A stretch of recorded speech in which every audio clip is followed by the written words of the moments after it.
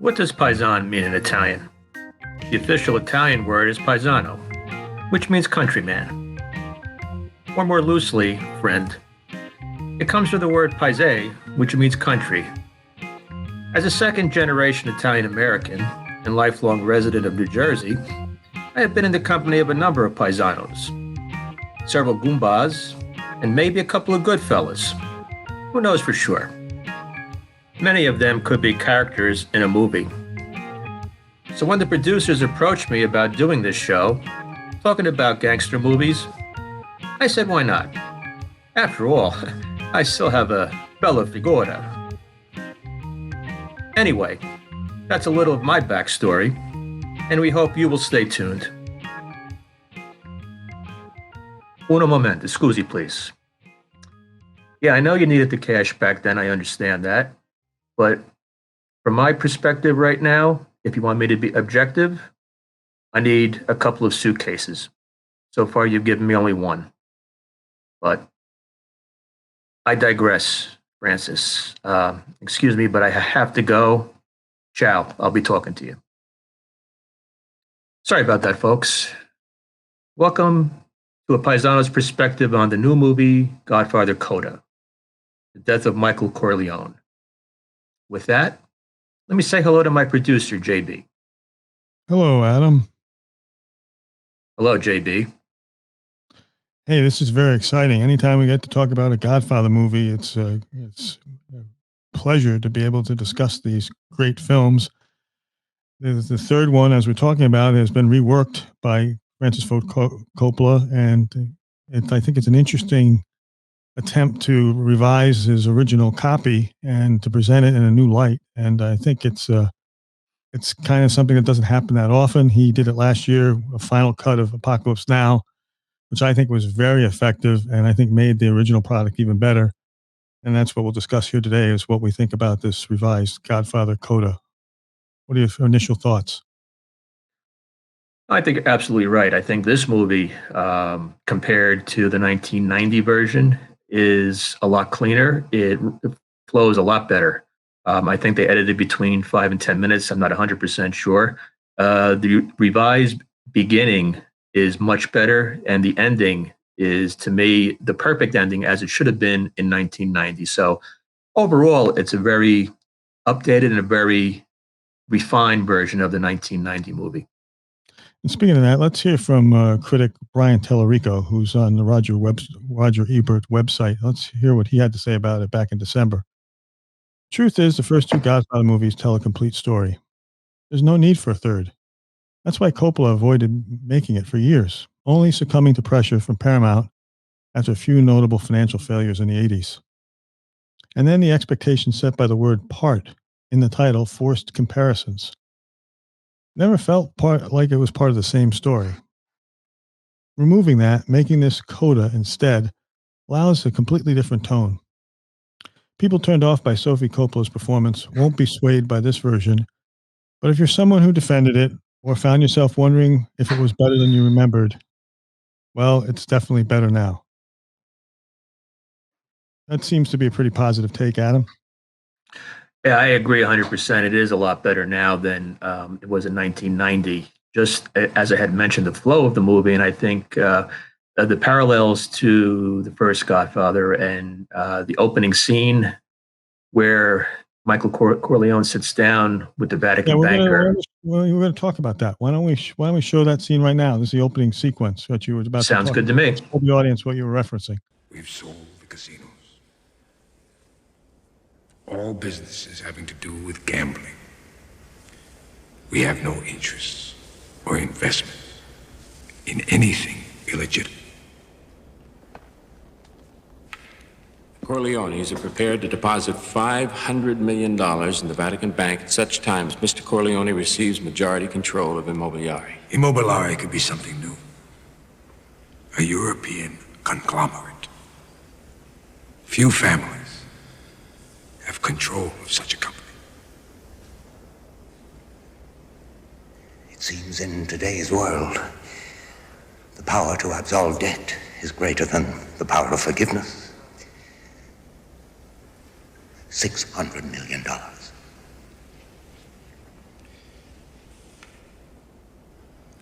don't overestimate the power of forgiveness.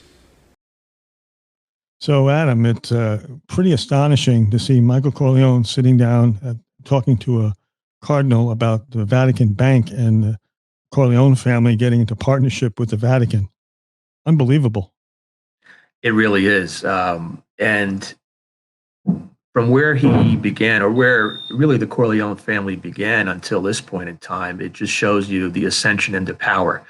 And I think the mere fact that Michael Corleone sits down with the Vatican banker trying to strike a deal just shows you how powerful he has become and how powerful the family has become. Interesting parallel to the first Godfather movie, where you had Don Vito sitting down with Bonacera, just a humble undertaker, trying to negotiate a deal. This is a deal on steroids, basically, because you're talking hundreds of millions, if not nearly $1 billion for a transaction. And at the end of the transaction, I think the Vatican banker says that Michael Corleone would be one of the richest men in the world. And just it's very interesting over the course of the three movies how Michael Corleone really has become one of the most powerful men in the world. Yeah, and I think one of the themes here that's touched on very early, and the cardinal says it in the clip we saw, the power to forgiveness of debt seems to be equal to the power to forgive sin, and that's kind of what the swap is here, right? Michael Corleone saying, "Cardinal, your bank has problems, and you've got money missing, and you have debt that needs to be taken care of. Well, I can forgive that for you. But in return, I expect that this washes away, in effect, my sins." And that's kind of the overriding theme, one of them anyway, here, I think, in play, right? Absolutely. And I think essentially what the Vatican banker is telling Michael Corleone is that if you do this deal with me, then God will forgive you and I will forgive you. But I think really what's happening is he can never be forgiven for what he's done in the past. It just cannot happen. Whether it's by God or whether it's by the Vatican banker, he just cannot go back and cleanse what he's done in the past. But that doesn't stop him from trying to make a real effort here. And so there's the outward, the world's a view of him, and then there's the internal family unit and the guilt that he feels about the things that he's done to the people he loves the most. And ostensibly, his family in the form of Kay, his ex-wife, his son Tony, who's expresses through that he wants to basically break away, but yet stay with his father in the sense that he doesn't want to be a lawyer anymore. He wants to be an opera singer, and his daughter Mary, who's still devoted to him regardless. So there's this internal conflict that he's trying to deal with them to try to make amends and trying to figure out how to do it with each one of them, right? Yes, I think he's somehow trying to hold on to his family. He can never really mend the relationship he had with his ex-wife Kay, but he's really trying to hold on to his children. And I think the daughter, as you had mentioned, adores him, and I don't think there's any risk of him losing her at this point. But the son is a rebel, so to speak. He doesn't want to be a lawyer. He wants to do his own thing, and I think Michael, as a father, just really tries to steer him in the direction of doing something that you can fall back on. And of course, being a lawyer is something he can always fall back on. But I think he wants to be his own person, and I think Michael is having a hard time trying to accept that. So after the opening sequence here, there's a big party that's a celebration of Michael getting a special medal from the Pope himself, acknowledging all of his wonderful contributions to the church. He announces a $100 million donation to a foundation that his daughter Mary is going to be ostensibly chairperson of, which she doesn't know anything about. And it's very reminiscent of Godfather 1, the opening wedding sequence, because a lot of the same players are there, including your buddy Johnny Fontaine. And there's a mixture of elements, whereas there's this whole new world that Michael Corleone has exposed himself to that he wants to be feted by. And yet some of the old families and people that are somewhat now he wants to put in his rearview mirror are not going easily by the wayside, right? In the form of Joe Zaza, and then there's Vincent Mancini comes into the picture. Yeah, I think you're absolutely right. I think it's interesting you mentioned the Zaza character. To me, the parallel the era, the time frame would be like a John Gotti type character. Very well dressed, very well groomed. I don't know personality wise whether those two match, but he kind of reminds me of a John Gotti type, and his associate would be the Gravano person, like his hitman or his second in command. So I just found that interesting. And as you had said with the Vincent Mancini character, he's the bastard son of Sonny. And really, if you look at the first Godfather and this, the characterization and the really the persona of the two, they're very, very similar. And so at some point, Michael realizes that this break with his past is not going to be very easy, and he continues to be obstacles continue to be put in his way of going completely straight. There's a clip here that kind of presents his frustration in a very dramatic fashion. All right, let's get a message to Joe's house. I respect what he's done. The new overthrows the old. It's natural. How can you do business with this guy? I'm a businessman.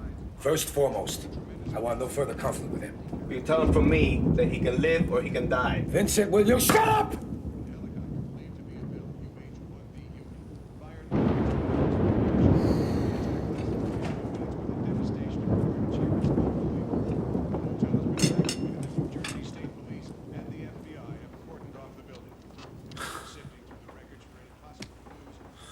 That's it.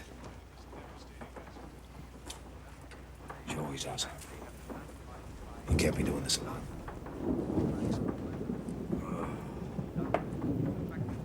Just when I thought I was out, they pulled me back in. That scene came sort of out of nowhere, and all of a sudden that line became the line not only of the movie, but it came into popular culture. And what do you think about that? Struck resonance with people? Was it the delivery? Was it the line itself? Was it the context of what was going on? What do you think it was that had this thing take off in such a large way? Well, I don't really think it was the context. I think I think it's the line itself, of course, but the delivery of the line, really, the emphasis that Michael Corleone says with the line is that, he wants out. And, he's really upset that he's pulled back into this life that he's trying to steer clear of at this stage. And he really can't. And as the movie goes on, it really shows that once you choose this life, there's no getting out. And the more powerful he became over the years, the fact that he wants to get out, and he says they keep pulling me back in, he's in it for life. And it's interesting. There's another scene later in the movie where he's talking to Connie, and this is when they're in Sicily, and he's lamenting how there's all this corruption in the Vatican, and he says, he says the higher up I go, the crookeder it gets, which means to him like there is no certain going straight. Everybody's got some kind of corruption or some kind of nefarious thing going on. It's just a different version of what I'm used to. So, and Sicily is a big player in this movie too. Him going back to Sicily and setting the whole sequence there, the opera, premiere, and him trying to mend fences with Kay because of his guilt with what he did to her, I think is a very important and powerful sub narrative here too. Don't you think? Yes, I think he's trying to mend fences with Kay, of course, but he's really trying to get his family back together. He knows he can never have Kay as his wife again, but he really wants his kids to be even a bigger part of his life than they are. And I don't think after all these years that's possible. Obviously, as we've discussed, his daughter still adores him, but I think his son will never become what Michael wants him to be. And I think the relationship with Kay, even though it's cordial, it's really strained beyond any kind of hope. Yeah, I mean, at one point she says, "I dread you, Michael," which is like a really body blow to him. Which is interesting that those words would have such an effect on him. But Michael is just like he just can't believe that she would say that to him, and that really affects him. And he's trying to get over that hump, and he sort of does a little bit. She kind of eventually says, "Well, I've always loved you, Michael."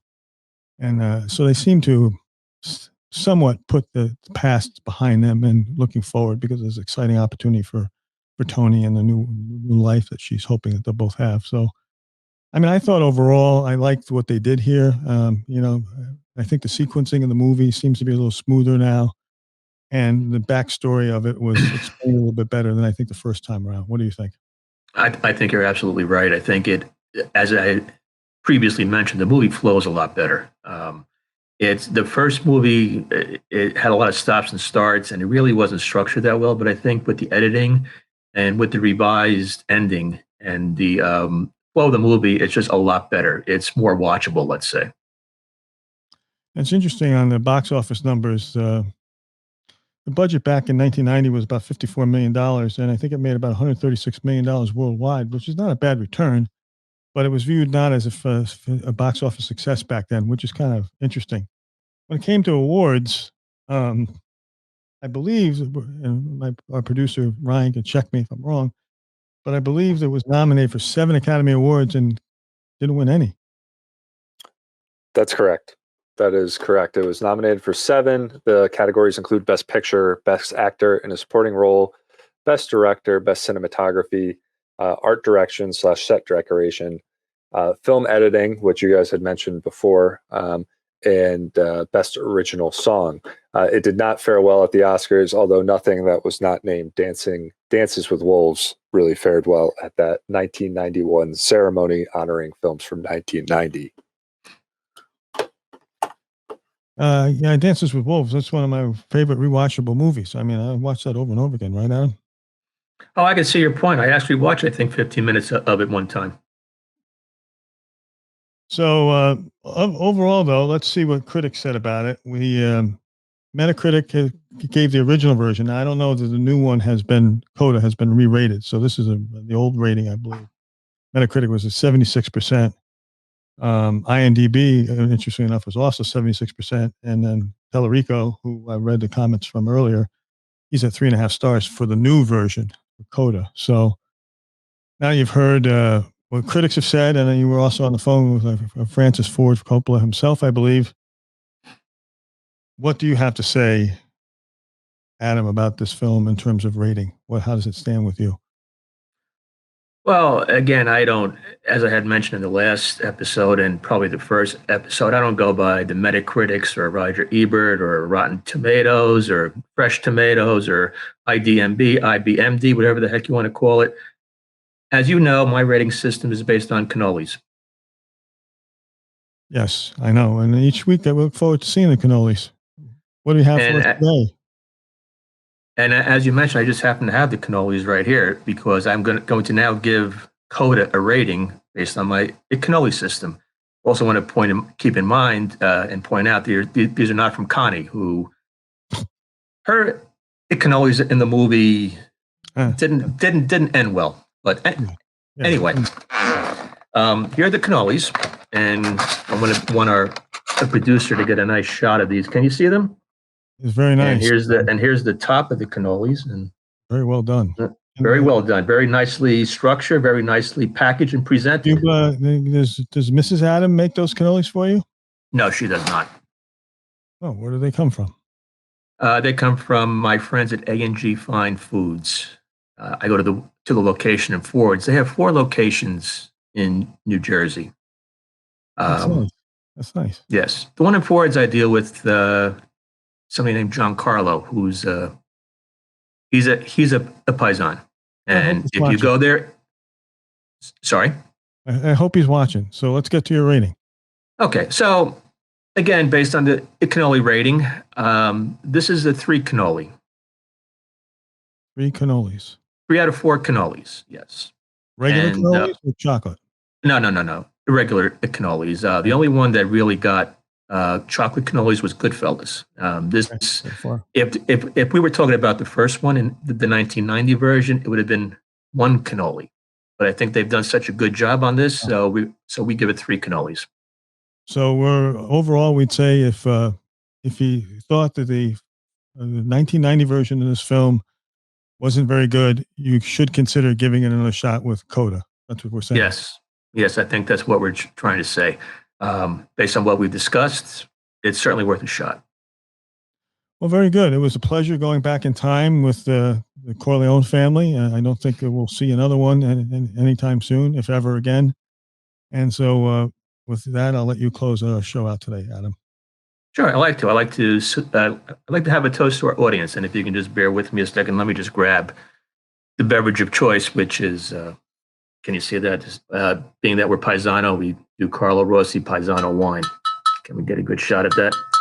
Carlo. And I just want to point out to Carlo, this is our third show, and I haven't gotten any swag yet for this. So, all right. So just to point that out, there's no pressure. But if there's nothing before the next show, then we go on to another beverage. But don't feel any pressure. But I'm going to pour off camera, so I don't want to, I don't want the audience to, to notice my drinking problem, which is, it's not up for more like a pouring discussion.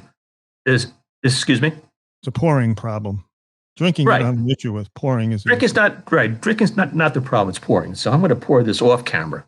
So I want them to see how much I it's going to be longer than the show at this point. Yeah. Well. Okay. So to our audience, I'd like to salute you. I'd like to thank you for watching, and I wish you Chindan, and I hope you tune in again for another episode of Paisano's Perspective. Thank you.